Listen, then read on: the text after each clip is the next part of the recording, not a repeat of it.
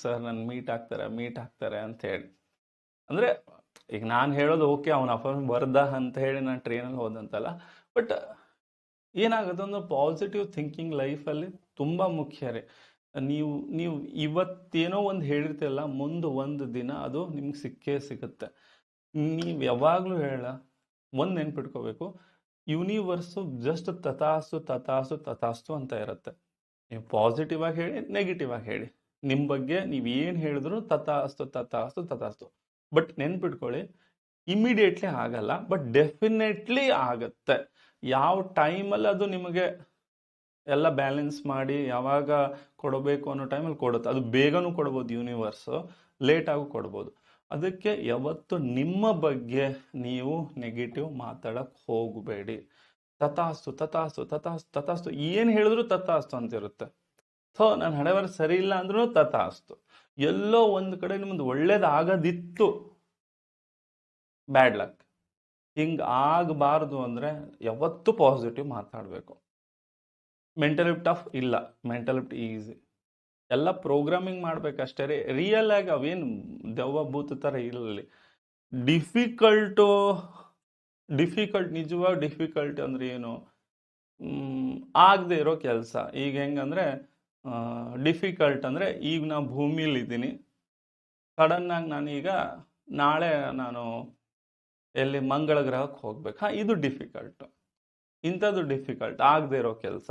But ಭೂಮಿಲಿ ಬೇರೆಯವ್ರ ಕಡೆ ಎಲ್ಲ ಆಗುತ್ತೆ ಅಂದರೆ ಅದು ನಮಗೂ ಆಗುತ್ತೆ. ಈಗ ನಾನು ಶ್ರೀಮಂತ ಅಂದರೆ ಯೂನಿವರ್ಸು ಪ್ಲ್ಯಾನ್ ಮಾಡ್ತಾ ಇರುತ್ತೆ, ಯಾರಿಗೆ ನಾನು ಈ ದುಡ್ಡನ್ನು ಕೊಡಲಿ ಅಂತ ನೋಡ್ತಿರುತ್ತೆ. ಸೊ ನಿಮ್ಮ ಬಿಲೀಫ್ ಸ್ಟ್ರಾಂಗ್ ಇತ್ತು, ನೀವು ಶ್ರೀಮಂತ ಅಂತ ಹೋದರೆ ನಿಮಗೆ ಅದು ಕೊಟ್ಬಿಡುತ್ತೆ. ಅದು ಹೆಂಗೆ ಕೊಡುತ್ತೆ ಗೊತ್ತಿಲ್ಲ. ಅದಕ್ಕೆ ಯಾವಾಗಲೂ ಪಾಸಿಟಿವ್ ಯೋಚನೆ ಮಾಡ್ತಾ ಇರಿ, ಆಯಿತಾ? ನೆನ್ಪಿಟ್ಕೋಬೇಕು, ಬೆಳಗ್ಗಿಂದ ರಾತ್ರಿ ತನಕ ತಥಾಸ್ತು ತಥಾಸ್ತು ತಥಾಸ್ತು ಅಂತ ಇರುತ್ತೆ. ನಾನು ಏನು ಹೇಳಬೇಕು ಯೂನಿವರ್ಸಿಗೆ ಅದನ್ನು ನಿಮ್ಗೆ ಗೊತ್ತಿರಬೇಕು. ನಾವು ಎಲ್ಲದರಲ್ಲೂ ಫೇಲ್ಯೂರ್ ಆಗೋದು ಕಾರಣ ಏನು ಗೊತ್ತಾ? ಅರ್ಜೆಂಟ್ ಮಾಡ್ತೀವಲ್ಲ, ಅರ್ಜೆಂಟಲ್ಲಿ ನನಗೆ ಸಕ್ಸಸ್ ಸಿಗಬೇಕು ಅಂತ ನಾವೇನು ಬರ್ತೀವಲ್ಲ, ನಾವು ಮಾಡೋ ದೊಡ್ಡ ತಪ್ಪು. ಅರ್ಜೆಂಟಲ್ಲಿ ಏನು ಮಾಡೋಕ್ಕೆ ಹೋಗ್ಬೇಡ್ರಿ.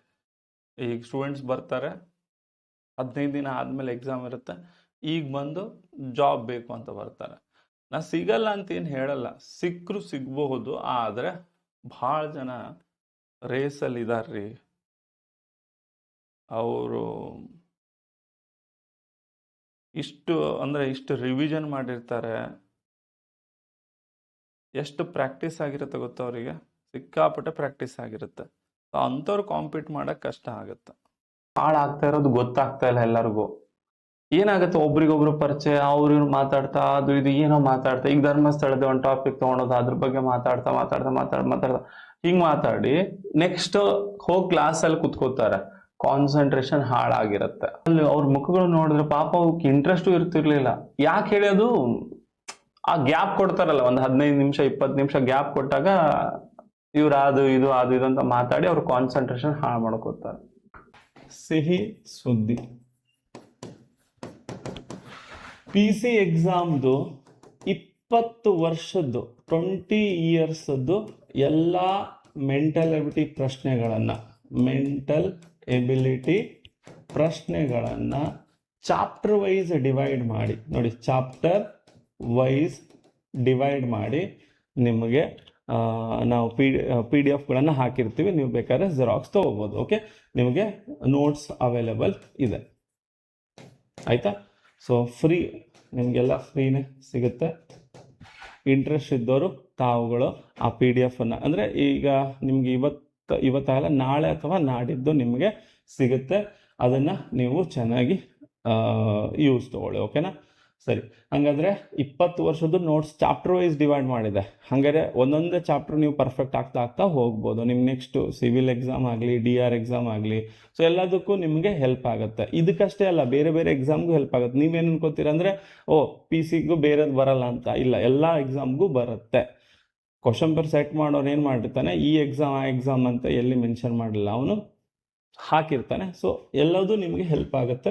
ಅದನ್ನು PDF ಮೊಬೈಲಲ್ಲೇ ನೋಡ್ಕೊಳ್ಳಿ ಅಥವಾ ಜೆರಾಕ್ಸ್ ತೊಗೊಂಡು ನೀವು ರೆಫರ್ ಮಾಡ್ಕೋಬೋದು.